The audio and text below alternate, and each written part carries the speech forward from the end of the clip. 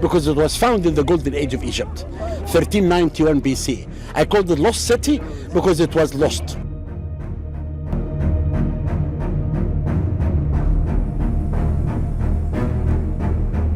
Nobody did touch for thousands of years. This is incredibly important. They say Egypt is the land of mysteries, where the sands hide secrets as old as time. But even in a place known for stunning discoveries, no one was ready for this. Imagine the scene.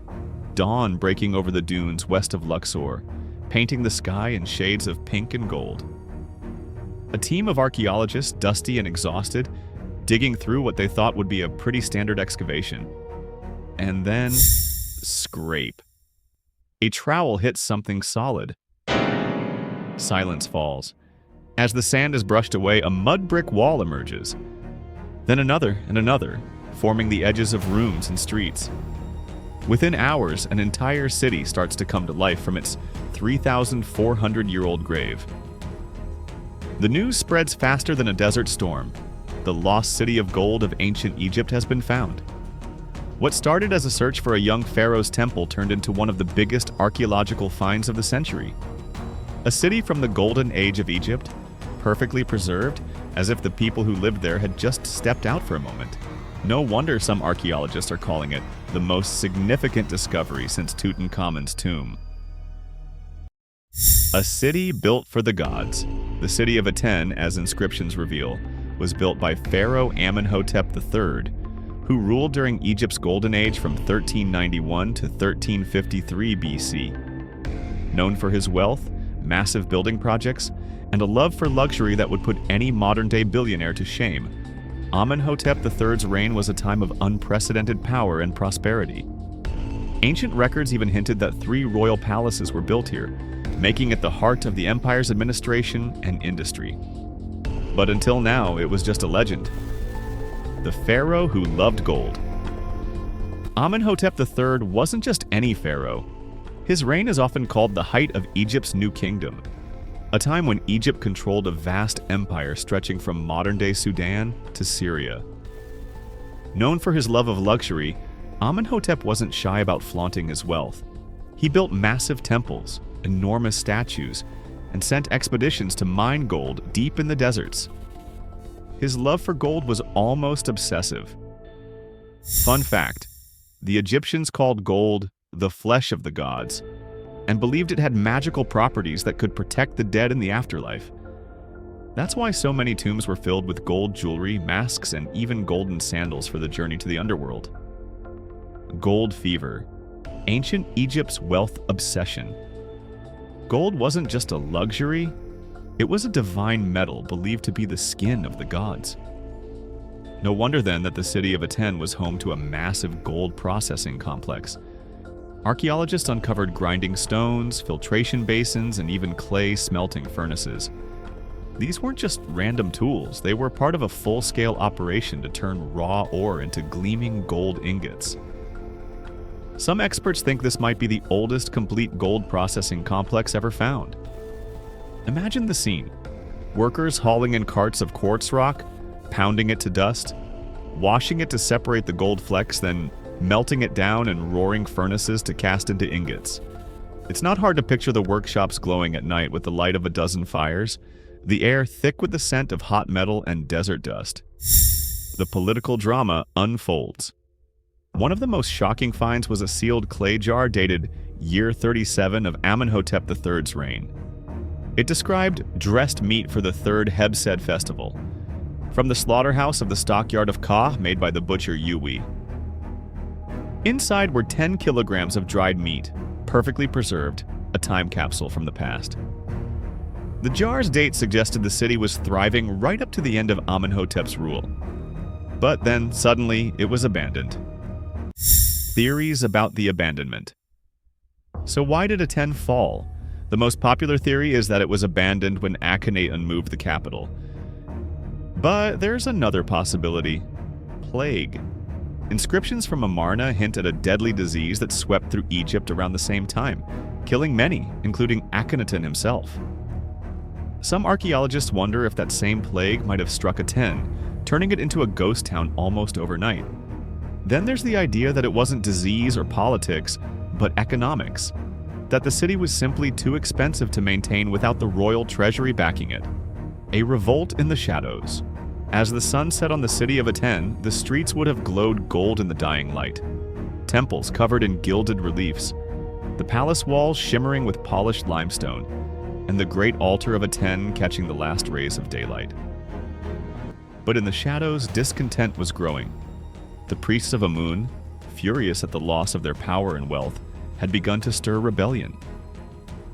Some archaeologists now believe that Aten wasn't simply abandoned, but that its fall was the result of a violent uprising, a purge that saw the old gods restored and the sun cult shattered. The discovery of the lost city of Aten has opened a window into a pivotal, yet enigmatic period of ancient Egyptian history. As archaeologists meticulously unearth its secrets, they encounter evidence suggesting that Aten's sudden abandonment was not merely a result of political shifts or natural disasters, but possibly due to internal strife and rebellion.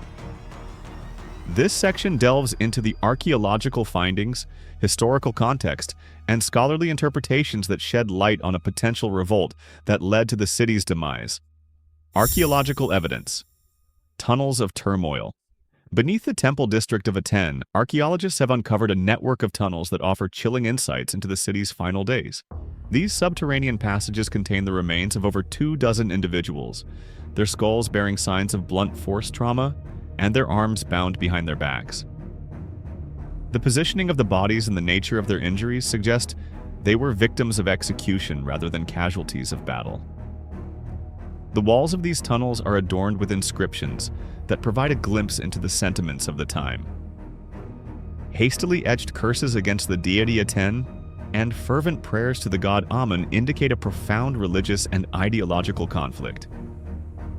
One particularly striking inscription reads, "The false god is dead, the king shall fall." This statement encapsulates the animosity toward the Aten cult and hints at a broader movement against the reigning pharaoh associated with this deity. Historical context: the rise and fall of Atenism. To understand the implications of these findings, it's essential to explore the religious revolution known as Atenism.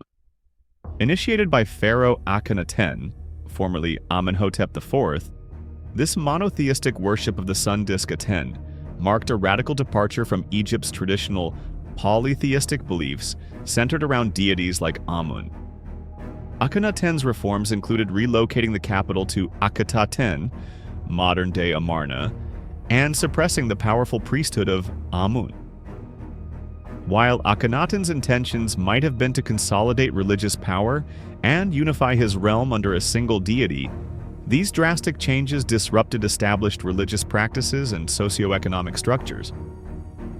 The priesthood of Amun, which had amassed significant wealth and influence, found itself marginalized, leading to growing resentment among the clergy and the populace who remained loyal to the old gods. The seeds of rebellion, socioeconomic and religious tensions. The imposition of Atenism not only alienated the priesthood, but also had broader societal repercussions. Temples dedicated to other deities were defunded, leading to economic decline in regions reliant on these religious institutions. Artisans, laborers, and traders associated with the construction and maintenance of these temples faced unemployment, fostering further discontent. Moreover, the traditional festivals and rituals that had long united communities were abolished or replaced, eroding social cohesion. The populace, deeply rooted in their polytheistic traditions, perceived Atenism as an affront to Ma'at, the concept of cosmic order and balance. This widespread dissatisfaction created a fertile ground for rebellion.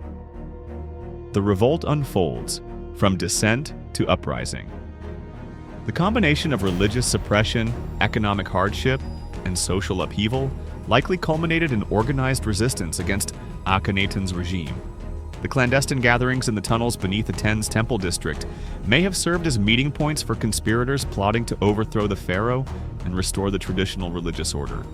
The execution-style killings discovered in these tunnels suggest that the rebellion was met with swift and brutal retaliation, possibly by loyalists to the Aten cult or the pharaoh's guards.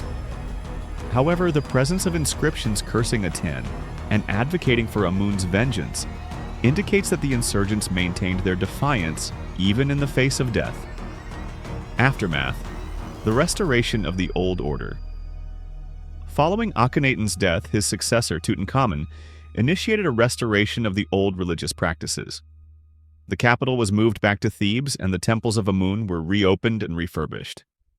This period, known as the Restoration, aimed to erase the traces of Atenism and reaffirm the traditional polytheistic worship that had defined Egypt for millennia.